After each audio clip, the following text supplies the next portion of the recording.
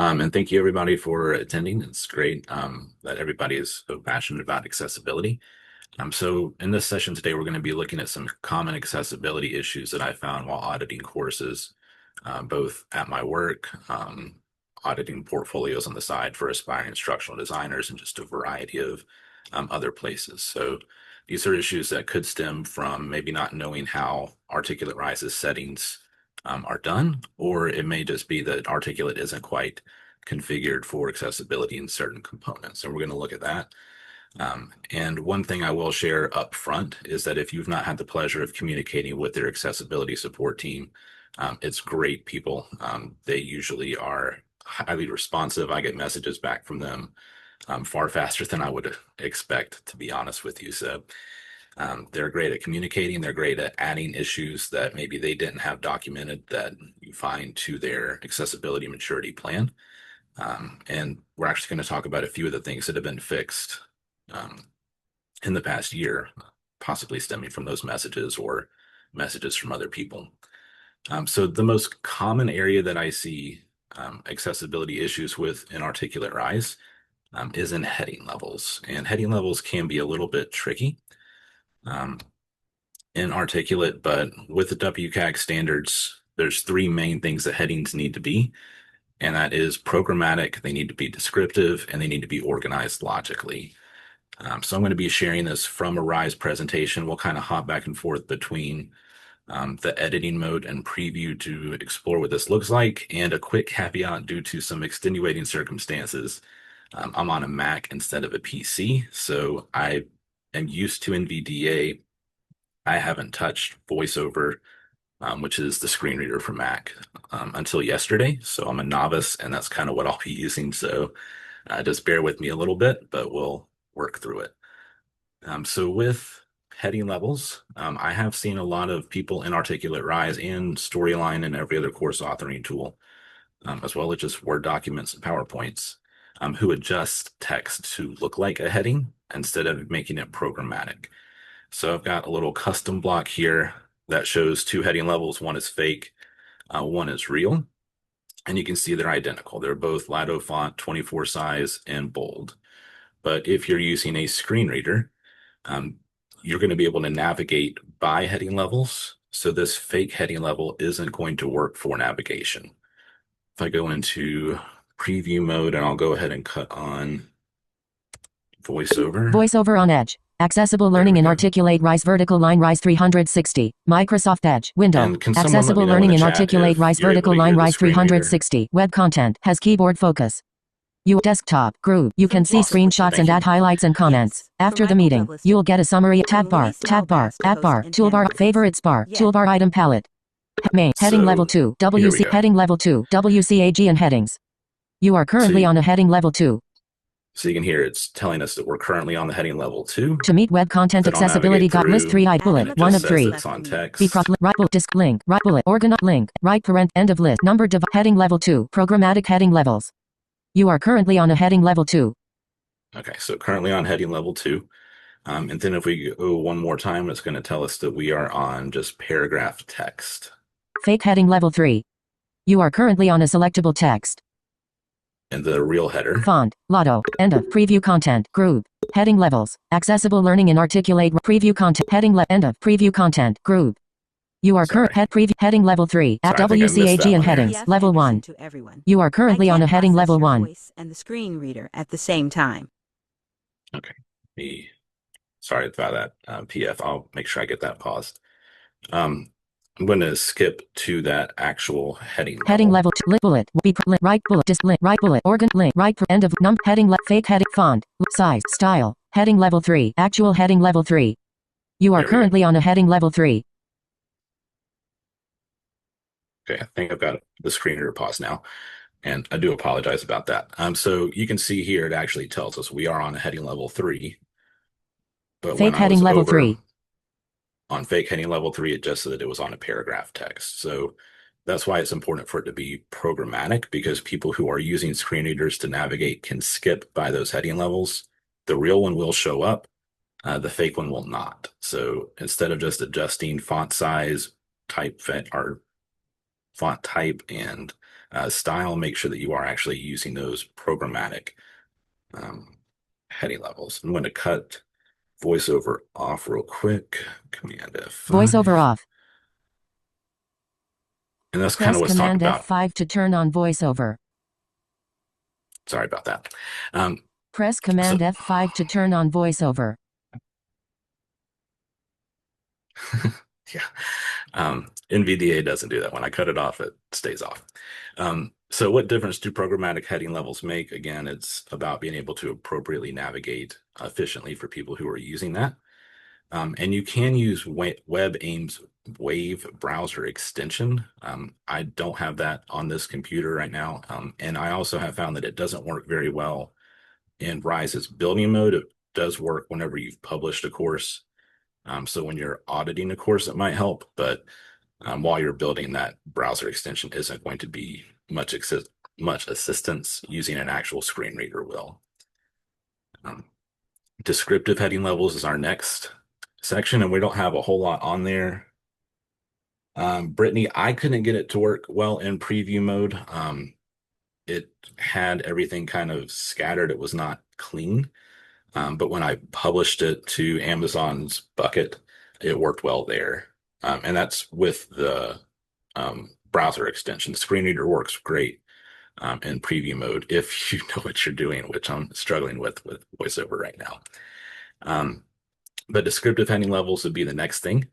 And that is just heading levels need to describe what's going on. They should not be vague. They should be unique. You should not have two headings that have the same text for those. So that's just user knowledge and making sure that you're setting your thing up in a way that makes sense. And the English teacher in me will kind of go to the outline. Right down here we see this is talking about logical heading levels, but it's also about the content of them. So just like when we were writing those 5-paragraph papers or everything else you were doing in middle school and high school, creating a brief outline for your page and then thinking about the structure of it, you're not going to have two heading levels that are the same text. And then once you have it organized with what gets nested under what, that will help you determine what the logical heading level should be. And then one thing I will also add to this would be the most common area that I see a mistake here is not adding a new heading level for a summary block at the end. So if I were on this page, if I just added a section at the bottom that said, this is everything you need to know about headings, but if I didn't create a new heading level for that, it would be nested under what about headings and interactive blocks? And that wouldn't necessarily make sense here. So adding a summary or wrap up header 2 would be what I would need to do if I wanted to add a summary section at the end. As far as Articulate Rise settings go, I think one area that throws some people off is heading 1 is kind of taken away from you. You don't have that. That is whatever you've titled this page. So heading levels is my header 1 for the page. Nothing I make below that will be header 1. So you're starting with heading level 2. And what that means is whenever I'm creating heading levels, I know in my mind that this is a subheading, but the block itself is going to say that it's a heading because heading equals header 2 in Articulate Rise. And subheading is header 3. And I think that can be a little confusing. I understand why they do it that way because, again, the page title is your header 1. But if you don't know that, then you're probably starting out with heading 3 for all of your blocks because you want it to be a heading level 2. And yeah, Jacob's got it in the chat there too. It is confusing. But that's just the way those settings are. So as long as you know that, then you're good, and testing will reinforce that you've got things set up as the right way. So that's heading and subheading. To get heading level 3, 4, and 5 in text, there is not a block for it. You just have to go into the paragraph and highlight the text. So I'm not used to doing this on a Mac. But if we highlight the text, you can see that this little pop-up menu appears, and we can change it from normal to heading level 2, 3, 4, or 5. So if you need anything below that heading level 2, just add it as a paragraph block, highlight, and change your setting there. Leslie said the use case for heading levels is very important and good information. Oh, thank you. Yeah, it is very helpful for organization, and I think it's something that we can fix very easily as soon as we know how it works. So that's the heading levels and text blocks, but then we do have a few interactive blocks that have them built in as well. So here I've got a picture of a carousel, and if you were to go into the format section for the carousel, you can see here, well, sorry, I'm in a carousel. This is not a carousel block. This is the accordion block. The accordion block uses built-in headers, and you can choose what heading level you want those to be. So, the default, embracing discovery, gaining insight, making it real, text that auto-populates. You can choose whether you want those to be header 2, 3, 4, or 5 based on where you're nesting it under. And some of these blocks have 2 heading levels built in, such as the timeline block. So the timeline block has a header level for the date and for the event title. And there's going to be a couple other issues that come up with this timeline block that we'll get to in a little bit. But you can see here the heading levels say H2/H3, H3/H4, H4/H5. So that's the date and the title. So you just kind of be aware of how to adjust those. And I am trying to monitor the chat, but I'm on a couple of different screens right now. So if you do have any questions, feel free to add those. And if not, we can circle back to those. If I don't see them, we can circle back to them at the end.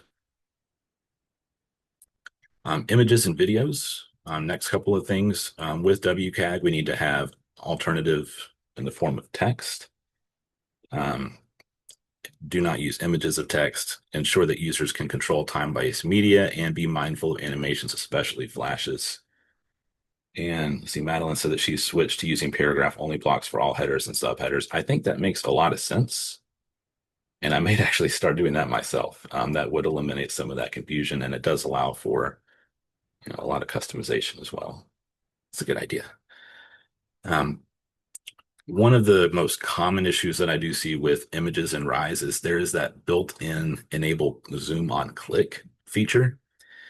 So if you aren't familiar, any of these pictures in Articulate Rise, they have this format setting here, the zoom image button. So if you were to click on this, it makes the image go full screen. The problem with that is that if you have an image that does not have alt text, so maybe it's decorative, that is still going to show up as an active button. So if we were on NVDA to go through here, it will say main landmark zoom image button, even if no alt text is added. VoiceOver, it'll say something like the file name in zoom image button. But that can be confusing because if you are blind or low vision, then you now know that something is there, that you can zoom in on it, but it doesn't provide any description. I do think it can be a helpful feature for when there is important content there, especially if you need a bigger picture of it, but you can just disable the zoom. Let's see. And Nicole, thank you for adding that to the chat. WCAG 1.1.1. This does fail accessibility checks if you don't remove that zoom image check. So the easiest thing to do is just uncheck that box, right? If an image is decorative, there's no reason why people need to zoom in on it. So just uncheck it. And if it's relevant, then add the alt text because people who are blind and low vision need to know what's going on there. So that's a simple fix, but because it is a default setting that you don't naturally just go into to edit, you do need to be aware of. And yes, the zoom image button does double up the alt text. So ideally, you can disable it either way. Yeah. Stephanie, I have no idea why that's a default setting in Rise. I do wish it was unchecked. But in the meantime, just go in there and uncheck that box. Video captions and transcripts. I think captions are a pretty simple thing. We know the general idea. They should be accurate. And one thing I'll add in here real quick is that a lot of those automated captions don't meet that criteria. They're around 80 to 90% reacted or accurate. They're a good place to start. But if you're not manually going in, reviewing and editing those, then some of your learners are missing out. So they should include narration. They should also include important information, identify speakers if there's more than one, and relevant noises. And one thing I tried to do when I have complete control of an e-learning in video is to write the script in a way that I don't necessarily need to have audio descriptions in there, in describing the process verbally so that what I am saying in the narration describes what the speaker would be seeing on the screen at the time. So, you don't just say print the file, you would say go to file, select print, and describe those steps so that it is in the transcription, the captions, and the audio narration. Open captions and closed captions, if you don't know what those are, open captions are when they're burnt into the video. They're not actually accessible with assistive technology. They're preferred if there's no other alternative, but they don't give people custom preferences over how they're displayed. And again, they don't work that well with assistive technology because they're essentially just part of that video. So I would always use closed captions when given the option because people can turn them off if they're distracting. And they're also able to adapt to multiple languages. So if you're building courses that are accessed by people in multiple countries or to multiple language speaking audiences, it is helpful to have those different captioning files for each language. So this is an example of a video I made about Teal's job search companion tool a while back. It's on YouTube, but whenever I'm throwing a video into a Rise course, what I like to do is not only have captions included in the video, but also a accordion block below it with the transcript. So you get the video, you have the captions you can turn on or off, or if you would prefer to kind of read at your own pace, then you can expand the accordion block and read the transcript itself. Again, if you're doing this, making sure that the heading is appropriate. So I have a subheading here. I would want this block right here to be a heading level 3 so that the transcript is kind of nested underneath the video. One area where I do see people have struggling with and Rise with these captions is that Rise uses VTT files and most of our tools export SRT. So, Camtasia, when you export the captions, it's an SRT file. You can use a tool like Happy Scribe, and I'll send the preview link to this course out in the chat in a little bit. But if you just Google Happy Scribe, they're a conversion online tool. You can turn that SRT into a VTT. If you don't like that option, you can use Articulate Storyline because Articulate imports SRT and exports VTT. So you can kind of use that as a intermediary tool to start with the SRT file and then export something that you can use in Rise. But it is pretty simple. You just need to make sure you go in there and add those. And then the last two things I've got here for images and video. Oh, and thank you. April just shared another resource, so you can check that one out as well. Flashing content, I don't use this because none of my videos are even close to hitting that 3 times at the second threshold. But if you were to film a video about like lightning safety, gun safety, anything where there's going to be flashes, especially with the color red, the University of Maryland has a PEAT tool that will analyze how rapid those flashes are. We obviously don't want anyone having a seizure while they're taking our e-learning courses. So if you even think that something might come close to that, better safe than sorry, check it.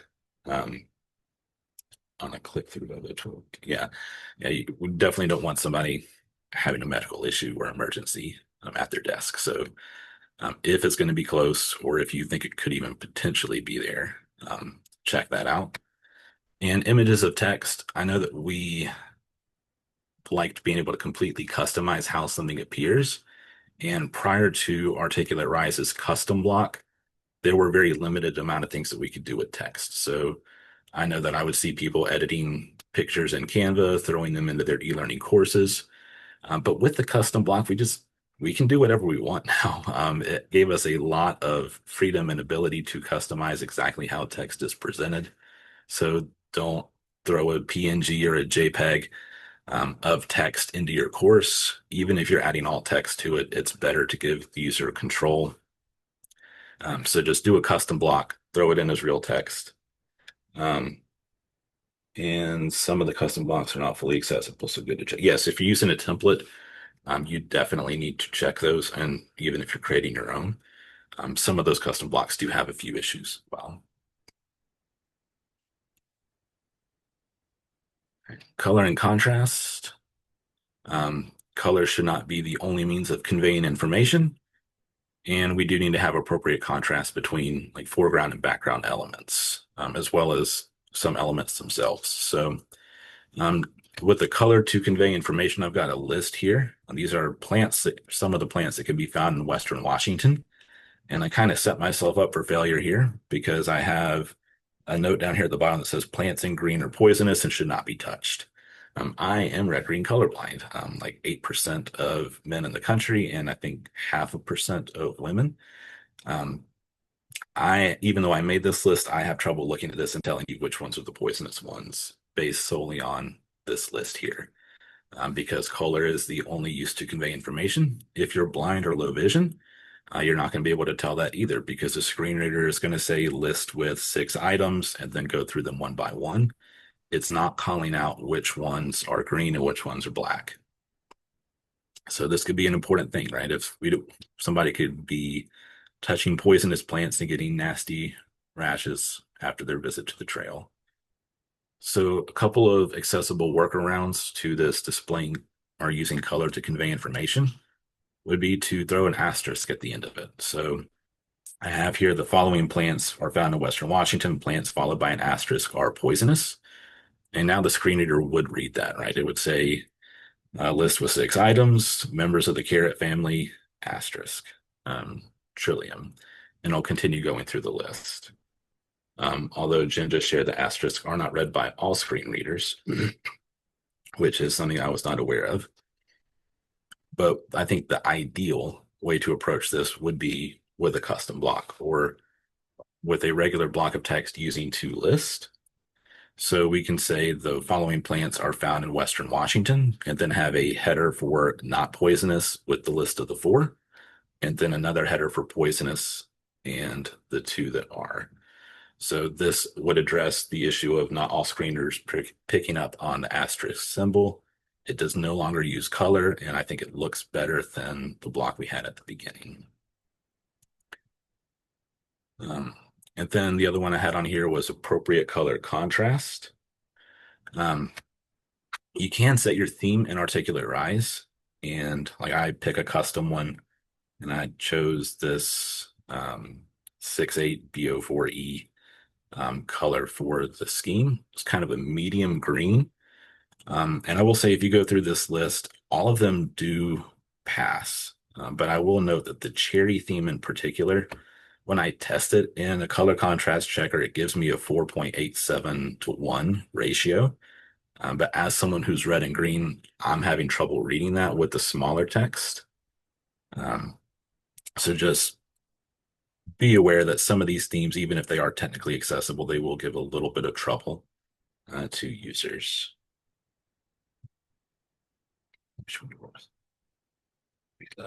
Okay, so Jacob just shared that you can have punctuation verbosity, so it can be that the verbosity is just set to read less or no punctuation.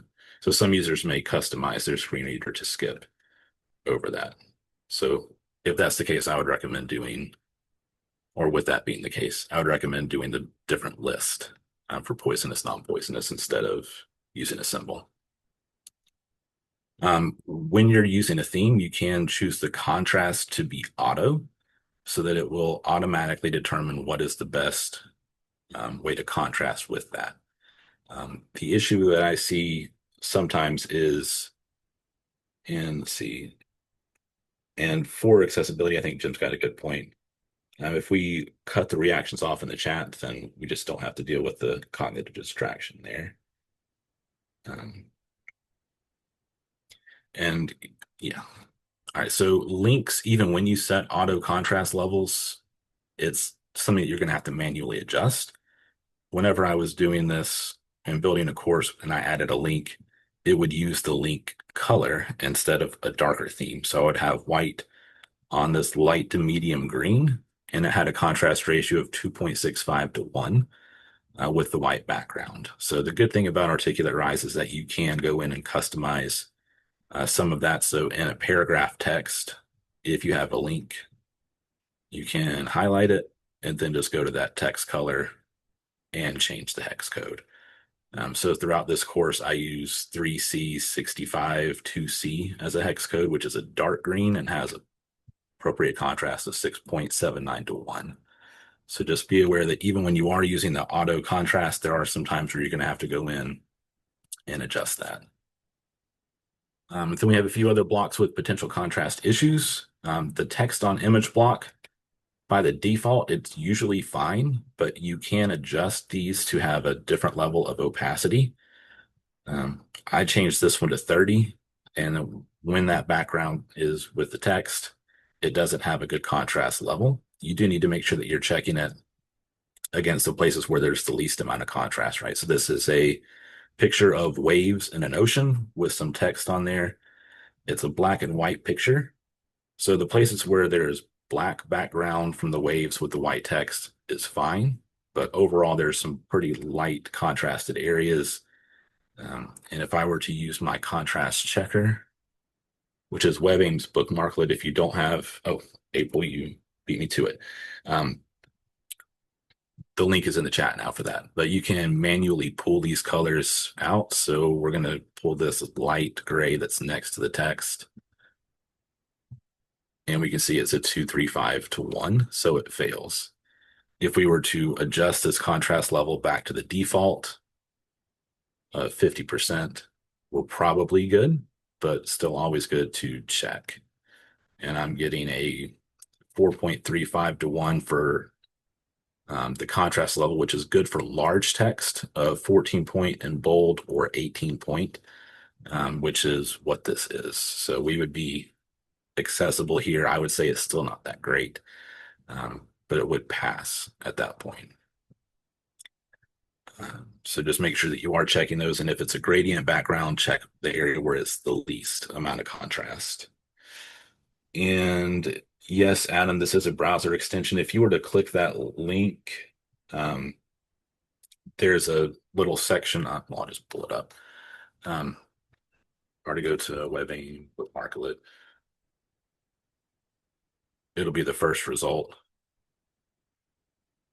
And you just drag this quick installation thing to your bookmarks bar, and it'll be there as a pop-up for you.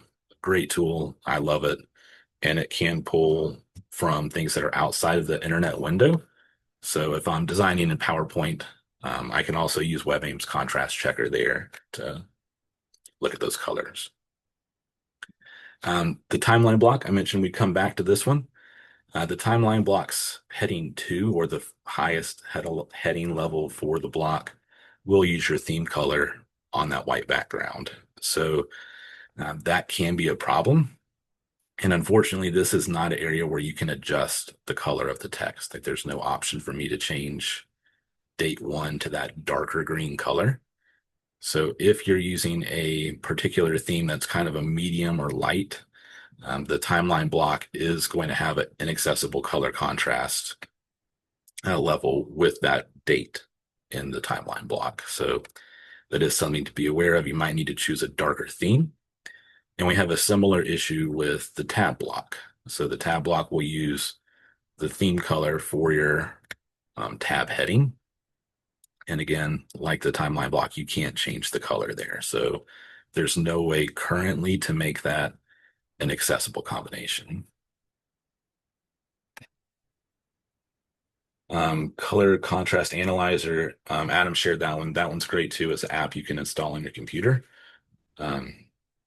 Great tool as well. I love the convenience of having the bookmarklet just in my toolbar, but CCA was the tool that I was using for a long time before WebAIM came out with that option. All right, inaccessible navigation. Navigation does need to follow a logical sequence and have a logical focus order, and those things may seem identical. They're a little bit different. So logical sequence is all things on the page, interactive and static, so text and buttons and links, whereas the logical focus order is interactive elements like buttons, tabs, links, multiple choice settings and questions. Um, Similar, and we're largely going to treat them similar as we're going through this, but things need to follow a logical order. And I will say up front that this is a section where Articulate and I disagree on with one item in particular, and we'll kind of come back to that in a little bit. But we're going to start with this interactive tab block. So we mentioned it has the contrast issue, but even if you were to pick a dark theme, there are going to be some issues that we experience here. And I'm going to cut on voiceover again. So apologies in advance. And we'll see if I can stumble my way through this. Voiceover on Edge. Accessible learn. Logical sequence applies to all page content. Accessible learning in Articulate. Refresh. Rise 360. Website web content busy. Web content. Loading heading level 1. Inaccessible navigation. Section header. You are currently on a log. In link. Back button. Course preview. You are current interactive block. Head to right end logical heading level 2. Interactive block. Tab. You are currently on a heading level 2. So now I'm going to start going through this tab block just so you can kind of see how this works with VoiceOver Screen Reader or NVDA if you're using a different one. Embracing Discovery. Selected. Tab. Group. 1 of 3. You are currently on a selected tab. Group. 1 of 3. All right, so it's announced that we're in a group. There's a block that has 3 items of tabs, and we're on the first one. If I were to go from Marsh, Leslie to everyone. Kudos to anyone who uses screen readers to navigate life. Gaining insight. Tab. Group. 2 of 3. You are currently on a tab. Group. 2 of 3. To select this option, press Control, Option, Space. All right, so now it lets me know that I'm hovering over an inactive block. It's not the one that I'm currently on, but there is an option to get to it. It's going to do the same thing for the third one. From Gabriela Delgado Sack to everyone. 100% with you, Leslie. Then the next one is going to take me down to the text. So I'm going to go ahead and skip Making to that. Embracing Discovery. Tab panel. You are currently in a tab panel. And it's announced that we're in the tab panel itself. So now I know that I'm in that Embracing Discovery section. Every creative endeavor requires that you take risks. If you try and don't succeed, you've still learned something. It took Thomas Edison more than 10,000 tries to invent a viable light bulb. You're not failing. You're Okay, I think I've got this paused now. So it is now reading the content from this first tab. One would assume that if you were to click through the next button, it would take you to the second tab. Right? That would be, in my opinion, a logical reading order. I'm in the first tab.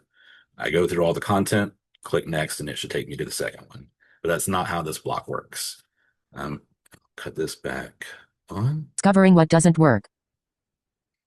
So I'm going to go to the next thing in this order. End of Embracing Discovery. Tab panel. You are currently on a tab panel. Possible solution. You are currently on a selectable text.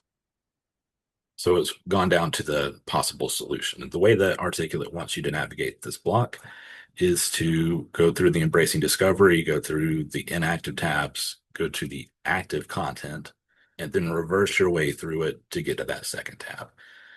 So you can tell, or you did hear. From Nicole Laitwall to everyone. Nicole is on a basic Otter plan with 30-minute meetings. To record longer meetings, upgrade to Pro. My screen reader is reading the chats. So what's going on here is that it's kind of skipped through it. It wants you to go back up through the top in reverse direction. But that's not necessarily logical. So I would say that the interactive block, it is workable. It tells you that you are at the end, so you would know to go back. But I think a better option here would be just to logical sequence applies to all page content. And I'm going to cut that off for now. So if we use the tab block or the accordion block, it doesn't do this. Because the tab blocks are set up in a way. Logical sequence applies to heading level 2, interactive block, tab. We're going to cut this off. Voiceover off. Okay. Press Command F5 to turn on voiceover. It's going to tell us one more time, I believe. Press Command F5 to turn on voiceover. All right. So now that that's over, custom blocks have a. Or sorry, I was going to show you the accordion and the way that it works. Because the accordion is set up kind of in a vertical format, if we go through this, we don't have to go back up to the top because we'll open Embracing Discovery. And for the sake of time, I'm just going to kind of skip through this, but the vertical reading order here would have you go through the content and then go directly into the next block. So I think this is a lot more user-friendly for people who are using keyboard navigation, especially if they're blind and low vision, because if I'm just using keyboard navigation, but I can see what's on my screen, it's a lot more easy to tell what's going on. But the accordion block just addresses all that. So I would say that it accomplishes the same thing. And it's just a better option. Custom blocks, it was mentioned earlier that you do need to go through and check because these aren't necessarily built in accessible. So there is a little focus order button in the sidebar navigation where you can adjust where things are. It does seem to treat anything that doesn't have alt text in there as decorative, which is great. But just be sure that things are grouped appropriately while you're going through it. And then just kind of skipping through, I know it's 8:40 already. I want to make sure that we have plenty of time for questions at the end. If you are building a micro-learning navigation or micro-learning course in Articulate Rise, I do not like step navigation. This is one thing that Articulate and I disagree on. I know Jacob and Nicole, who were in the chat, agree with me on this one, and Sarah Mercier does as well. But the step navigation option is not user-friendly. If you'll remember what we kind of went through with this tab block here, where you had to start at the top, go through the content, reverse your way back up to the tab. Step navigation is like that, but for an entire page. So if this were a micro-learning course, and this was all one area or one step, then we would have to start at the top, go all the way through the bottom, and then we would have to reverse through that content to get back to the navigation controls to go to the next step. There's not intuitive directions that let people know that you're at the bottom of the page. And if you're curious, I do have a video on here. Sarah Mercier, Jacob, they also have LinkedIn posts that talked about this. But this is not that user-friendly. Continuous navigation works a lot smoother. You would just click the continue button like the regular Rise courses. It takes you to the next page. So a lot simpler. And I will say in full transparency that after I was having a discussion with somebody, they did say that even with step navigation, they add a continue block to the bottom and it does take them to the next page. So if you do step navigation, you could do that kind of as a workaround. If you're doing that, though, I think it makes more sense just to use the continuous navigation to begin with. That way you don't have navigation controls kind of like hovering over here on the right on the sidebar at the top and the bottom of the page. I think that's a little bit much, but it would address that issue. And to their credit, Articulate Rise's accessibility team does note that the continuous navigation section doesn't have an accessible name for the restart button at the end of that, but it is in their maturity plan. So they are working to address some of these issues, but just be aware that with those micro-learning courses, there are some navigation issues there. Then inaccessible blocks is the last section that I have here. Chart blocks, this used to be a larger section, and I will say that our Articulate's accessibility team has been doing a good job reversing or fixing some of these issues. The sorting block used to be listed as an accessibility issue. I tested that a couple of days ago, and it behaved like I would expect it to, which was a pleasant surprise because I didn't know they had fixed that. But the chart blocks are still problematic. I don't see this labeled anywhere in their accessibility maturity plan, but there are some issues here. If you're looking at the screen, you can see this is a pie chart that says seasons LeBron James played with each team. And you can kind of see right away one of the issues here is color contrast. We don't have anything that easily distinguishes just by looking at this which team is which. Like I would have trouble telling the difference between the colors for Miami Heat and Cleveland Cavaliers on this chart. If you're not red green colorblind, it may be very obvious to you, but it's not for me. And blind and low vision people will have similar issues. One thing I do appreciate about it is that, and I'm going to not cut on voiceover, but if you were to actually click into the chart with NVDA or a screen reader, it will announce the section. So it'll kind of treat it as a bulleted list, and it will say, Cleveland Cavaliers, or list with 4 items, Cleveland Cavaliers 11. So it's very good about once you're actually in this chart telling you what's going on. But if I'm just looking at this, it's not that great, right? And it would also be an issue with, Robert Mayer's spatial contiguity, struggling with that word, principle. We don't have things labeled on here by default. If we hover into them, we can see them there. If we were to go into a bar chart, it looks a little bit cleaner. It does address the contiguity issue, but we have some contrast issues. Again, don't allow that. Oh, sorry, my Mac is misbehaving. The screen reader will only read the header for the bar and the line chart when moving the arrow keys. I think the best solution here for everybody is just to use a table, right? So these charts do have some issues. The simplest way around it is just a table with the information. It makes it very easy to see what's going on. It's compatible with screen readers much better. And then the other block I've got here, and Stephanie, yes, I will add the link in. So labeled graphics. The issue that is going on with the label graphic block is an animation that doesn't stop. This little marker here is pulsing, and because it lasts longer than 5 seconds and there's no way for the user to get it to stop, pause, or hide other than going into the element itself, it doesn't pass WCAG. And this is an issue that is on their maturity plan. Again, the Rise's accessibility team is phenomenal about trying to get these issues fixed once they are identified. But once we enter into the visited state, the animation stops. A couple of workarounds for this would be to use a custom block and just have labels. I don't necessarily love the way this looks, but it does address the issue. You could also embed a storyline block with the built-in markers, because storyline does give you the option once you go into the marker tools to remove the animation for it. So this is defaulting to pulse, which is that little circular expanding out. But if you were to change it to none, then you'll have the marker, but you won't have the animation, so it'll pass WCAG. And then a final option is just building your own custom storyline block. Select the marker to learn more. So you can have your own marker in there. I like this because you can also emphasize it when it says marker. So I don't know if you noticed that, but it did grow whenever the word marker was spoken. And then you can click on it. There's no animation, there's no pulsing. It's an easy way to kind of get that label graphic effect without having the accessibility issue. And again, this is something they're working on.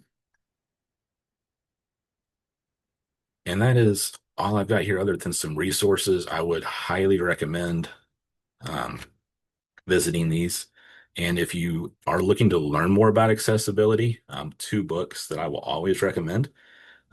Susie Miller's Designing Accessible Learning Content and Design for All Learners it's edited by Sarah Mercier. There's articles by a ton of accessibility professionals in there. So great places to get started with your information. But in this resources section, I've got Articulate Rise's accessibility template, which is where they analyze how their features measure up to WCAG, their maturity plan, where to get NVDA screen reader, the wave extension, the bookmarklet, as well as some resources about learning about Section 508.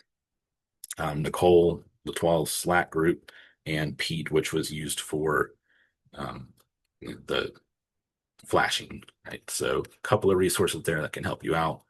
And this actually also leads to kind of a fake out here. The last issue is the buttons. Buttons by default in Articulate Rise are much smaller. And that was leading to an issue that I wrote to them about because you couldn't make them descriptive, right? It was basically a click here situation, which is not descriptive. It's not unique because they would all say the same thing of go to location.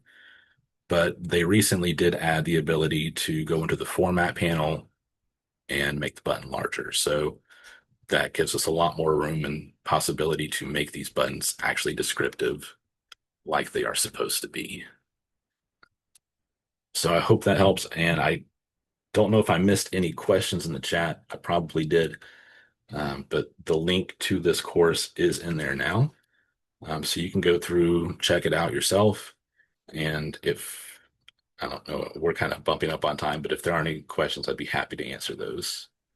I Jared, I did have one. I don't know if you caught this one, but it was from Megan Garrity. How do you make the accordion H3? I'm trying things out as you are going along, but it doesn't let me change the text title for the accordion to H3. So we'll add interactive block, go to accordion. It should just be here in this format section. So yeah, the protractor, we just click on that and click on the H3 button here. Excellent. Hopefully that helps you, Megan. Is the link in the chat? Oh, I think you posted the link to hosts and panelists. Oh, there we go. That's the issue. Okay, sorry about Happens that. every session. Yeah, I shared it with Lewis, and the rest of you are on your own. There we go. There it is. All right, yeah, just fantastic info. That was a lot. It was a lot. Sorry about that. No, I mean, it's great. This is excellent. I'm sure that everyone is going to be reviewing the presentation afterwards and also the recordings, like I mentioned in chat, for all of these sessions should be available at some point next week. I just have to format it and get it uploaded. So yeah, let me see. I'm trying to see if there are any other questions coming in. Just lots of thank yous. Jared, do you the Articulate accessibility team, I mean, do you stay in contact with them or do you even know who they are? Are they just some Can't shadow remember their group names off the top of my head. When I put tickets in, that's one way to get responses. They're very responsive there in the message boards. Nicole, correct me if I'm wrong, but isn't there a member of the team in your accessibility chat? I think I shared something about the buttons or one of the features in there, and they caught it in that chat. I can't remember the person's name to save my life, though. Um, and Nicole might have hopped out by now, but um, the putting tickets in, things on the message board, they're very responsive. Interesting. And even just LinkedIn post. I really need to go through and figure out who they are, but they're great. And like the button list, the navigation issue, the graphic or label graphic block, those are things that I've messaged them about. And I know that they're on their maturity plan or they've addressed in some way since then. So they're wonderful. That's great. Yeah, I sort of wouldn't mind having them present or something, like it'd be interesting to just know who they are, or even if they're having some type of an event or like at a conference or whatever, like if people could just chat with them, because this is so important.